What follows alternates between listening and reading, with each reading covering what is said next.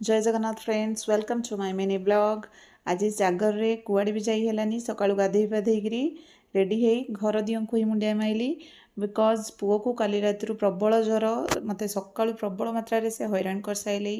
बारंबार ता मुंडे पट्टी चढ़ुली ज्वर ओह्लू नाला। एपटे ब्रेकफास्ट रेडी कली। से ज्वर हेले केवल ब्रेड आउ जाम ही खाए। से भी से मते खाइबा को बहुत हैरान कला। 2 खंड खंडे खाइला बिकॉज ताको मेडिसिन खाइबार अच्छी।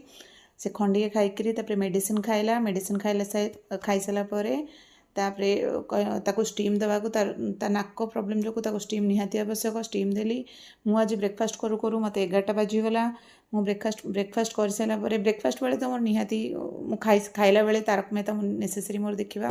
एपटे पुओ तेल गरम कली ताको मालिश करी बेली तेल रे सोरिष तेल जुआणी एंड रसुण ये 3टा आग मिसी मु फुटेकरी ताको छाणिकी रखीदेची। सेपटे स्वामी नहीं कि आसले मम्मी देइथिला पुओ महू घरे महू सर जाइथिला तो सी सेपटे महू पिपली सब नहीं कि आसले कि महू तक सब दुआर मुहरे ही ढालीगला गलती रे। रोचे सांग मैंने जय जगन्नाथ। एपटे कुकुर मानू खाया देली। वीडियो